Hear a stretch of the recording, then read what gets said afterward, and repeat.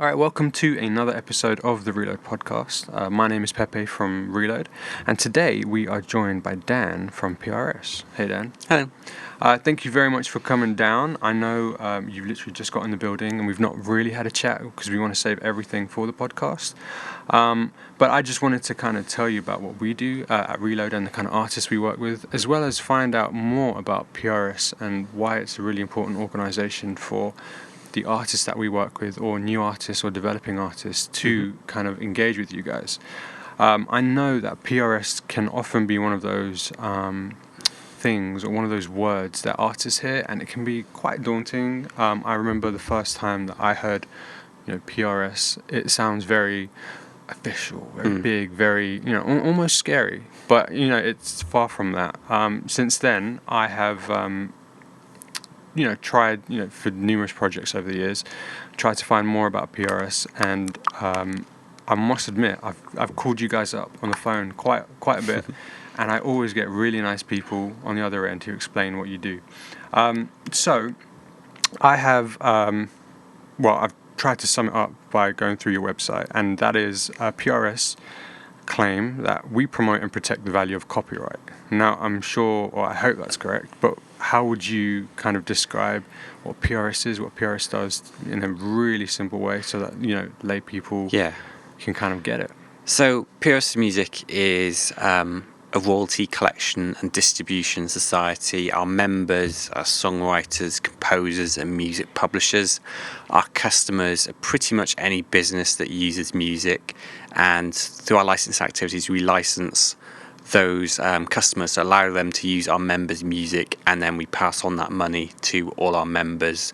And we also kind of try and fight and value copyright as well to make sure creators get rewarded for their work. Right. So you are the kind of, correct me if I'm wrong, you are the body that makes sure that the artists who have created the work, a song, are getting paid for their work when it's played in a venue or a public space. Yeah, exactly. There's I'm sure we'll talk about this a little bit later, but we pay the songwriters and the composers, and there's another body called PPL who pay maybe the artists, who may not always be the same people as who wrote the song. Right. I was actually going to get onto PPL. Now, I know for anybody tuning in, this might again be a bit daunting because you're throwing around all these words and letters. How can you kind of break down PRS versus PPL and the difference between them and why they're both still important? Yeah, I totally get that. There's lots of acronyms. We sound really similar and we do really similar things. Yeah. So I actually work for a company called PRS Music, which is the brand name of two collection societies. There's PRS, Performing Rights Society, and there's one you may not have heard of called the Mechanical Copyright Protection Society, who are known as MCPS. And then there's this third company who are separate to us called PPL. So PRS Music deals with the songwriters, as I said, and the composers. So in the copyright of a song, there's actually two separate parts. There's the copyright in the actual composition, so the music, the melody, the lyrics and things like that. That's what PRS is concerned with. We're paying the people that write those melodies, write those lyrics. PPL, on the other hand, they're concerned with the sound recording part of the copyrights. Every time a song is recorded, normally whoever pays or provides the facilities for that recording, so typically a record label, owns that part of the copyright. So PPL pay the record label, and also they'll pay whoever performs on the recording. So say if someone just sings on the track but they don't write the song, PPL will pay them for radio and TV pay. Meanwhile, PRS will pay the people who actually wrote that song. So in a world of, like, say, pop music, where frequently the people who write the songs aren't the same as the people who perform the songs, PRS and PPL can pay completely different people for one, like radio play. When you get to artists who write their own material, perform their own material, maybe self-release their own material, then PRS and PPL can pay exactly the same people. Right. But there's two different royalty sources, and a lot of people don't understand the difference between the two. Right. And it's quite understandable. Yeah, I can see why they might falter at that. But I'm going to repeat it back to you to see if I've totally understood. So PRS is the organization which deals with getting the people who wrote the composition oh gosh, I've confused myself now. Getting the people who wrote the composition paid for that. Yeah. Is that correct? And PPL are the people who financed or allowed the composition. You go. They make sure the people who perform the song and also who own the sound recording get paid Right. as well. So say there's a radio play on Radio 1, Yeah. PRS will pay the songwriters for that play and their publishers. PPL will pay whoever performed on that song and that Right. recording and their label as well. And the label. Yeah. Okay. That's really interesting. I know it's, obviously we're going to talk about this a little bit further, because it is, I can imagine somebody who's, just starting to take off or wants to be a bit more serious about the music, that this can be quite daunting. So, let me explain a little bit what we do at Reload. We work with, hundreds of musicians, and we try to give them the advice or knowledge through our podcast, through our blog, through our website, to take their music further and to connect more and to develop themselves as an artist, professionally and personally.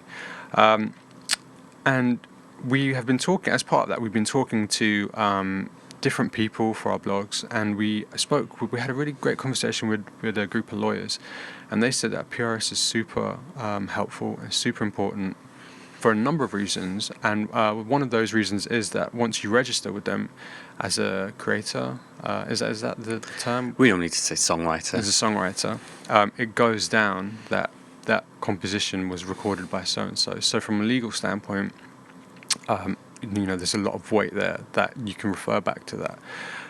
What are the other benefits for somebody who's just starting out to really get involved with what you guys are about? Well, the copyright protection is, I'm sure the solicitors and lawyers kind of talked about that law, but the primary reason for joining PRS is we pay you money. Right. So we pay for what's called public performances. That just isn't like a gig, it's like a radio broadcast, TV broadcast, pretty much any gig you play as long as the venue's licensed by us. And there's a fair chance the venue is licensed by us, whether that's playing like O2 Academies or Apollos, right through to like local pubs and clubs and open mic nights. You'll get paid by PRS for pretty much any gig you play.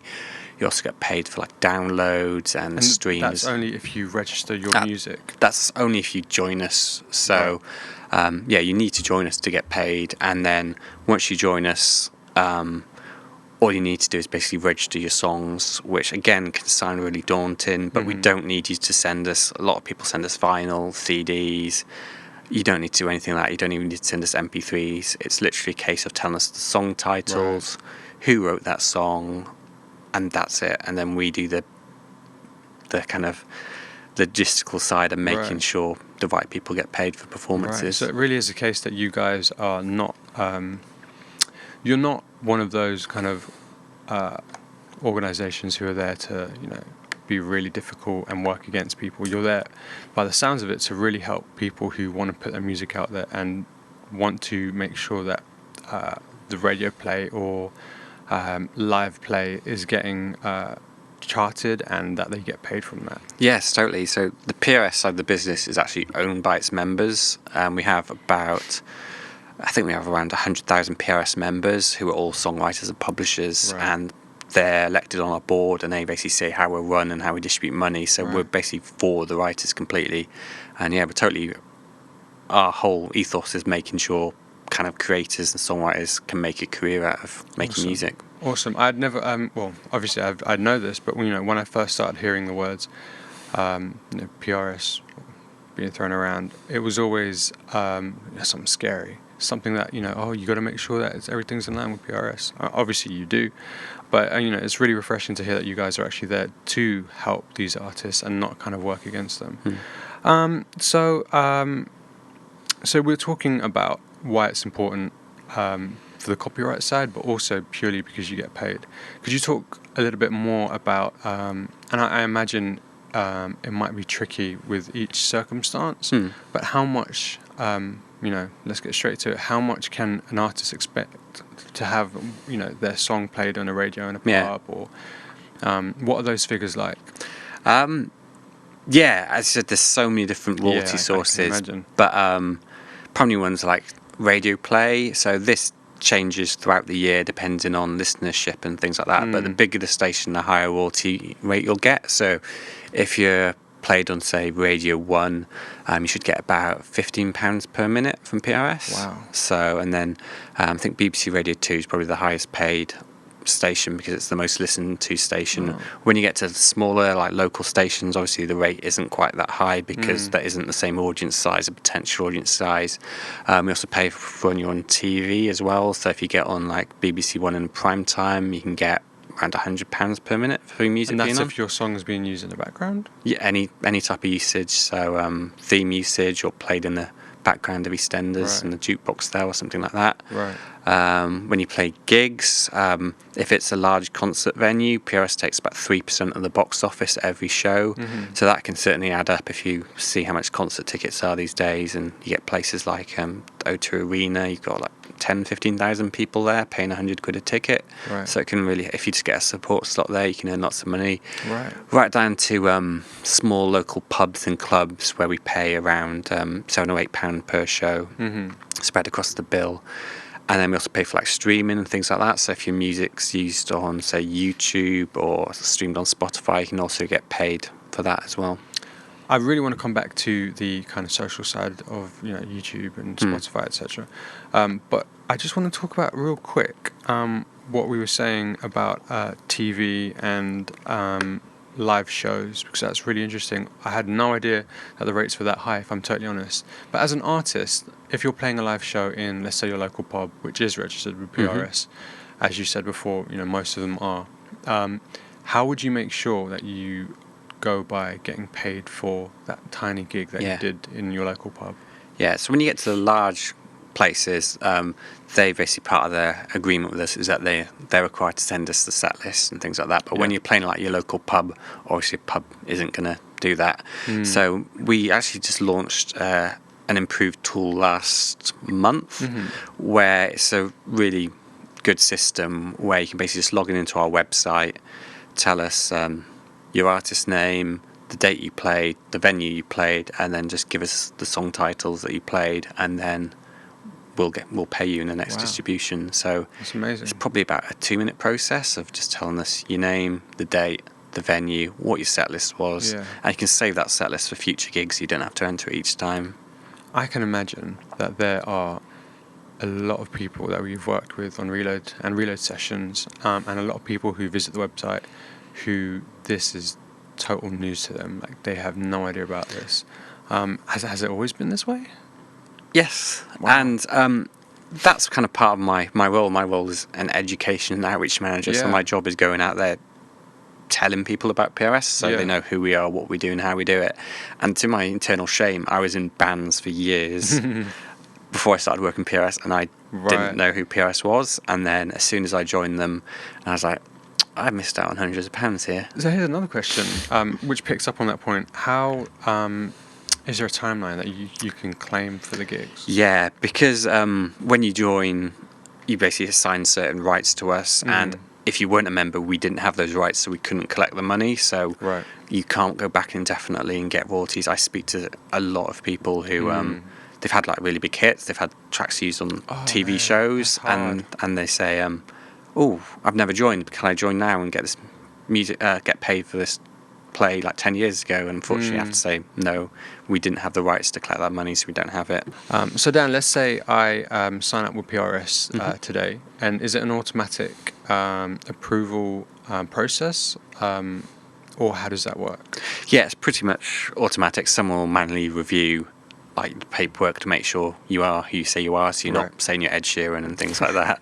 And then once we approve it, you can get royalties basically depending on when you join. So if you join in the first part of the year, we give you an effective date of January 1st, and you can claim any royalties from that date. So if you played on the radio or TV, or you played gigs every day this year, then you'll get paid for those gigs, despite you only joining now. If you join in the second part of the year, you get an effective date of July 1st, and the same applies.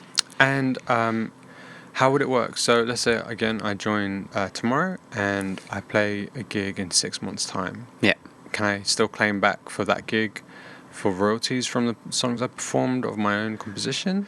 So, sorry, the gigs in 6 months in the past. It's in 6 months, and then I've not. Oh, that's a terrible example. So let's say the gig's in 6 months, and then Yeah. 6 months after that, Yeah. I want to claim for the gig. Yeah. And I can do that no problem. How far back does it go? So you're going the gigs in the future. You know, this is a really bad example. I'm gonna try and explain myself a bit better. So I've signed up to PRS as an artist or a songwriter, and I've been with you guys for let's say 2 years. And a year ago, I did a gig. Am I able to claim? How far back? So As long as you've signed up to PRS, how far back? Yeah, it kind of depends on the venue. So for smaller venues like clubs and local pubs, we basically you can backdate a year, we say. So if you've forgotten to claim a gig like 10 months ago, you can still claim that. When you get to larger places, it's longer than that. It kind of depends on the venues. Generally, we say about 3 years. Right. So as long as you've been a member that long. That's amazing. And is there a membership fee to be part of PRS? Yeah, at the moment it's £100 to join, and it's a one-off fee. So that's it. You pay that, and that's it for the rest of your life. There's no annual fee or anything like that. Oh, that's amazing. So from sign up and for the rest of your life, all your records are on your names are on record, and Yeah, kind of, and beyond your life as well. So in the UK, like copyright lasts your lifetime plus 70 years beyond your death as well. So your next of kin or whoever can continue receiving royalties for the life of copyright. So it's £100 to sign up for a lifetime plus 70 years. Yeah. So if you're a gigging musician who plays regularly, Yeah.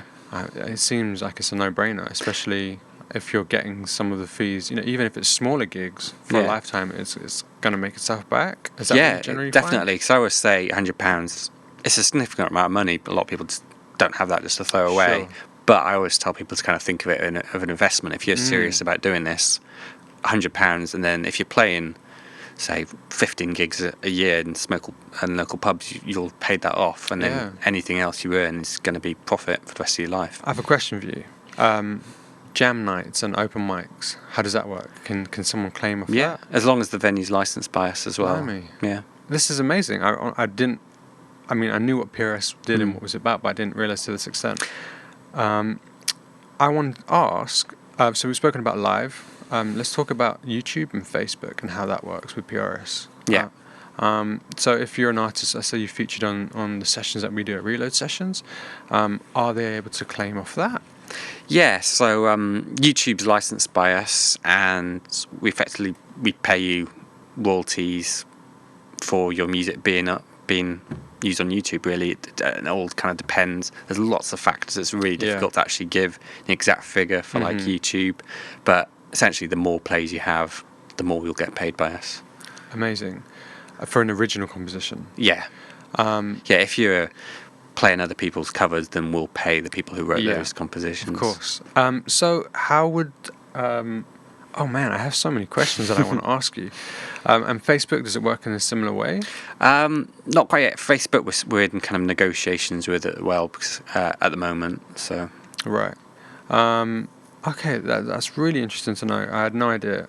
So how does it generally... I mean, it's tricky because I can imagine every case is, an individual, and it's judged as such. But what can an artist expect in terms of a payment for a video which gets something like 1,000 views?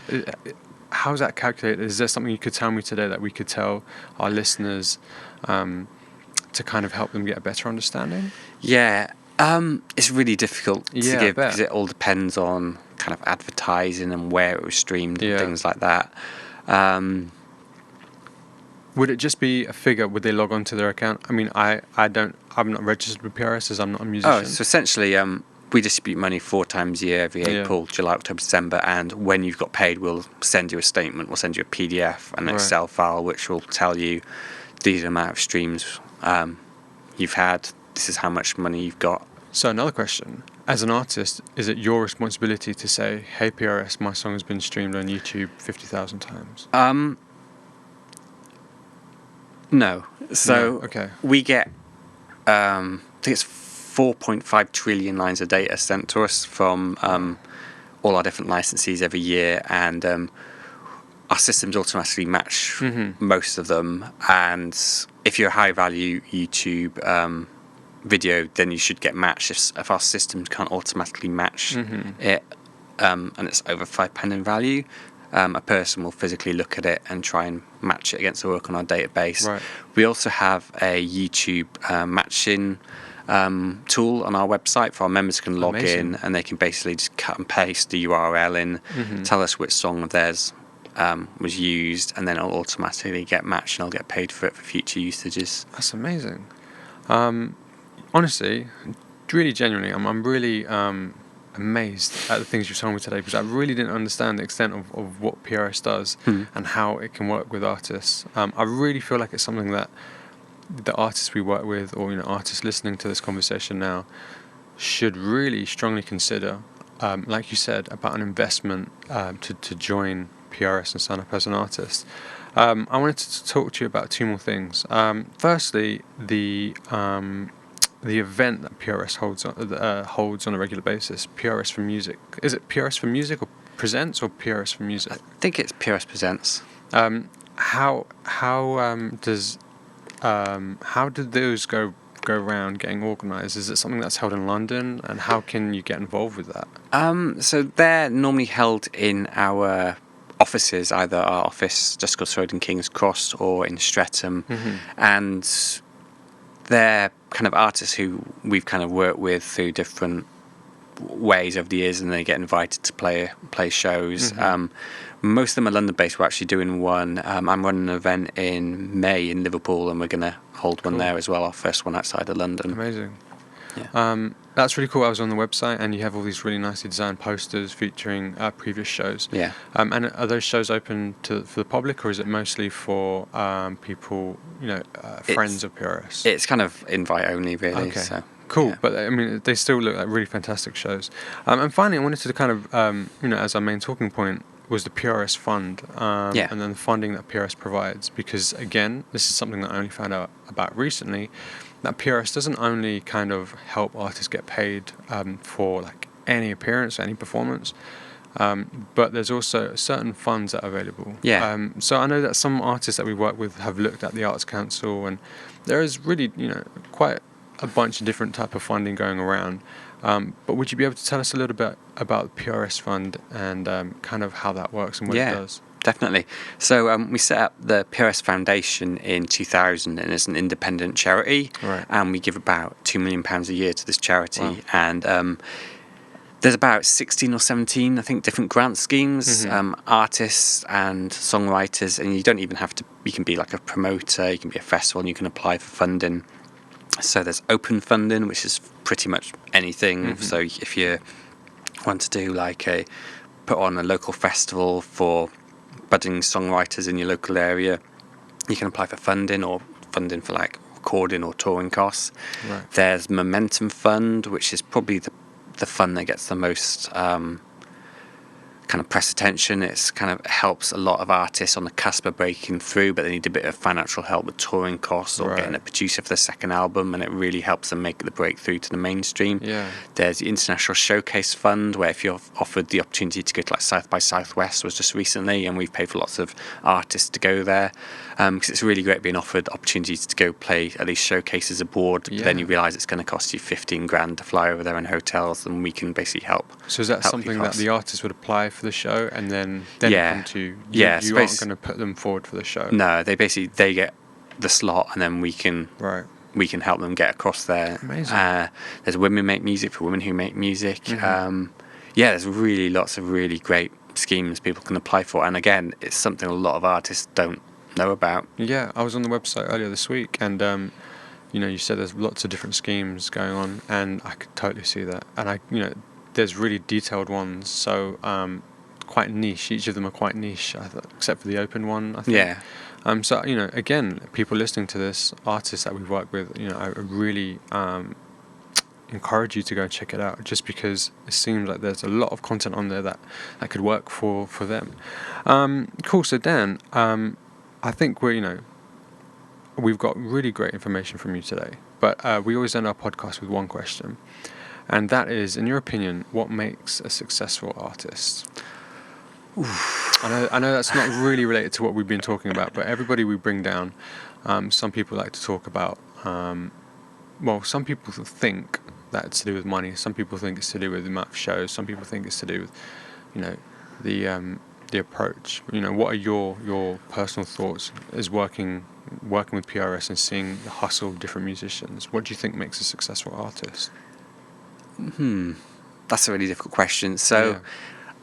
I kind of measure success a lot differently than financially. So just I meet so many amazing artists who are like complete inspiration to me. They're some of my favorite artists. I listen to them all the time, and then they'll phone me up at PRS. Oh, wow. And I'll be like, I can't speak, and I'm so like starstruck by speaking Wow, to them. so And then cool. I'll be like, oh, what are you doing? And they're like, oh, I'm working in Tesco's today. I'm just phoning up to how much I'll get paid by PRS. And I'm like, it's heartbreaking that some of my favorite artists Yeah. don't earn that much money, but they're still like inspiring to me, and I would consider them to be hugely successful. They may not be doing it, they might not be financially successful, but they're inspiring lots of people like Yeah. me. And yeah, I think sometimes so many people get caught behind the figures and the kind of celebrityness of it all without realizing that, you know, someone independent or somebody, you know, who maybe had major mainstream success 10 years ago Yeah. can really leave a mark on somebody. Exactly, And you know, we really want to encourage the people that listen to the podcast and that we work with to kind of understand, and this is why we asked this question, to understand that there really is not one thing that makes you successful. It's not what's in your bank account, or it's not this, or it's not that. It's a combination of different things. Yeah. So that's a really nice answer.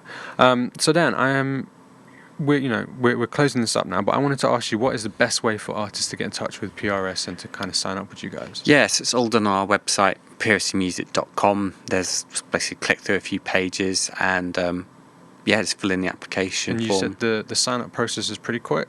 Yeah, it's a few pages of just telling us all your personal details, like your name, your artist name, bank account, so we can actually pay you money. Right. Then you just need to print the form off, post it to us along with a copy of your ID so we can verify who you are, and then within a week or so you'll be a member and start earning royalties. Amazing. And that's a lifelong plus 70 years member. Yeah.